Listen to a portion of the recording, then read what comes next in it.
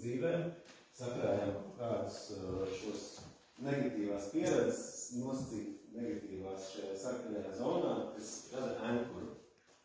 Un tas ankurs, kad mēs saskaramies ar kaut kādu pieredzi ikdienā, nostrādāt, ka mums kāds tur ne tā paskatās uz mums vai pasaka, ka tur, es nezinu, ķipa, ko tu nevari savas zeķes novākt beidzot? Cik var to teikt? Ja? Tā kā ikdienišķās situācijās. Ja mums te viss ir tīrs, tad mums tas nekādā veidā netrigerē. Tad mēs pasakām, mīļā, viss kārtībā, un tur viss atrisinās un neuztraucies.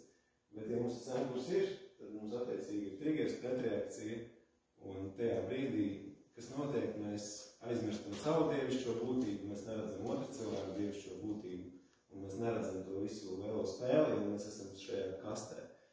Un tad, šo dvēseles ceļojumu uzdevums ir būtībā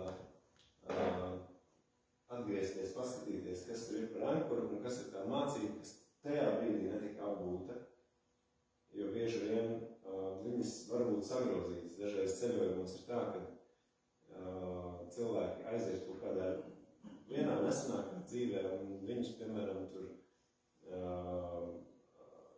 pāri dara tēvs, alkoholiķis kā mazai meitenei.